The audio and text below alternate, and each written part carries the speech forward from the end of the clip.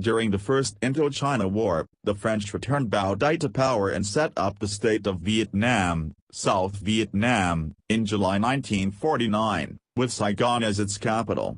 Armed conflict between the two states continued until a decisive battle at Dien Bien Phu ended in French defeat by Viet Minh forces. The subsequent treaty negotiations at Geneva, at which Ho was represented by his associate Pham Van Dong, partitioned Indochina and called for elections for reunification in 1956. Backed by the United States, the strongly anti-communist South Vietnamese government of Ngo Dinh Diem refused to support the Geneva Accords, and put off elections indefinitely.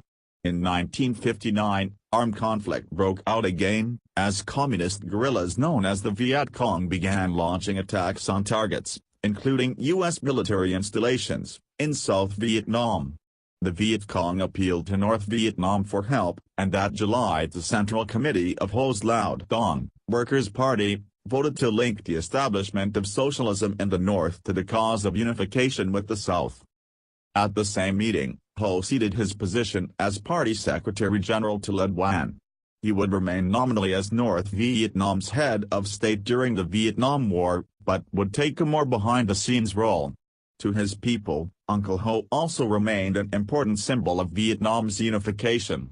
The U.S. continued to increase its support of South Vietnam, sending economic aid and beginning in December 1961 military troops. American airstrikes against North Vietnam began in 1965, and in July 1966, Ho sent a message to the country's people that nothing is as dear to the heart of the Vietnamese as independence and liberation. This became the motto of the North Vietnamese cause.